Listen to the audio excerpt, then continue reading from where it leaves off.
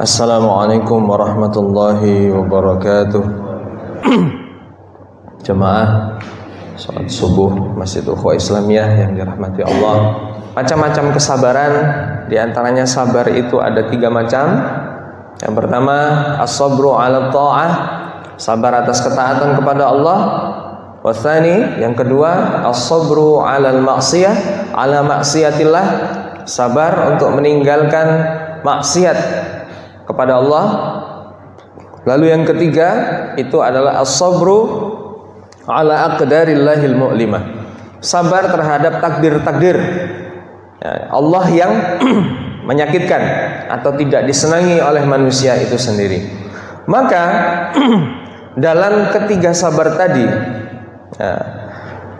Allah Subhanahu wa ta'ala itu menurunkan fitrah kepada kita. Ketika kita mendapatkan musibah itu, kita ada 4 hal atau ada 4 kondisi bagaimana kita menerima aqdarillahil mu'limah. Jadi dalam menerima takdir-takdir yang Allah berikan kepada kita, baik itu takdir yang buruk ataupun takdir yang baik, itu ada 4 macam. Al-halul ula, yang pertama itu ayas khuta, ayatasakhata imma biqalbihi aw bilisanihi aw bijawarihi.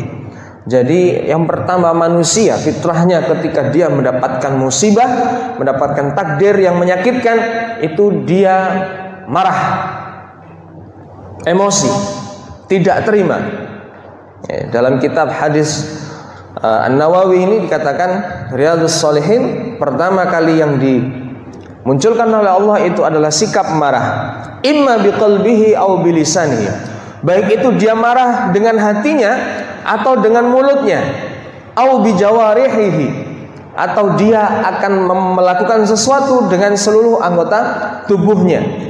Dia merasa bahwa Allah telah menzoliminya. Nah, jadi ketika kita mendapatkan musibah, misalkan kebanyakan dari kita ini kan punya hajat banyak, Pak. Ya Allah, mudah-mudahan proyekku sukses, begitunya. Ya Allah, mudah-mudahan penyakitku sembuh. Sudah obat mahal-mahal ya Allah. Mudah-mudahan ini menjadi wasilah untuk sembuh. Tapi ternyata Allah berkata lain. Allah memiliki takdir yang lain yang lebih indah. Tetapi manusia itu sendiri yang menganggap bahwa takdirnya itu tidak indah. Jadi kita ini akan menemukan perang dalam hati kita, perang dalam diri kita ketika kita sedang memerangi nafsu-nafsu yang buruk kita. Inna nafsa la'ammaratun bisu' illa ma rahima rabbi. Jadi akar permasalahan bagaimana kita berbuat buruk itu adalah dari hati kita. Hati kita ini fitrahnya, nafsu itu pasti akan membawa kepada keburukan, kecuali nafsu yang dirahmati oleh Allah. Maka dalam proses yang seperti ini, yang pertama kali kita lakukan adalah bagaimana membuat hati kita ini tenang, membuat hati kita ini sabar. Nah, maka pertama kali ketika kita tidak menyukai takdir yang Allah berikan, nah, ini termasuk dalam bagaimana hati kita menerima takdir yang buruk dari Allah untuk kita, yang buruk. Kemudian al-hal as-saniyah. Nah, al-hal as-saniyah yakni fasabru 'alal musibah bi an yahbisa nafsahu. Yang kedua, sabar. Nah, sabar dalam menerima. Kalau yang pertama marah, yang kedua sabar. Huwa yakrahul musibah wala yuhibbuha. Dia tidak menyukai atau membenci musibah itu. Wala yuhibbuha, dan dia tidak menyukai. Wala yuhibbu annaha waqa'at, dan tidak tidak suka kejadian ini terjadi pada dirinya. Lakin yasbiru nafsahu, tapi dia memilih sabar. La yatahaddath bil lisan, dia tidak mengucapkan itu dengan lisannya. Benci hanya sekedar di hati saja.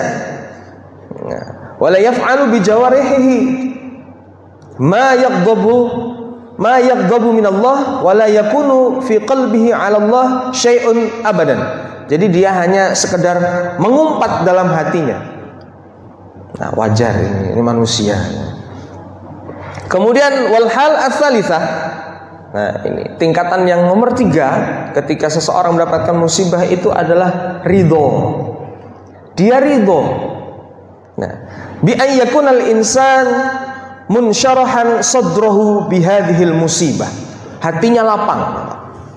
Maka doa Nabi Musa yang kita kenal di dalam Al-Qur'an itu Rabbishrahli sadri wa yassirli amri wahlul 'uqdatam min lisani yafqahu qawli. Kita lihat konteks pertama yang diminta oleh Nabi Musa kepada Allah ketika dia betul-betul dalam kondisi terpojokkan, kondisi tidak mampu apa-apa, maka Nabi Musa yang dia ucapkan kepada Allah, Rabbishrahli sadri. Ya Allah, lapangkan dadaku.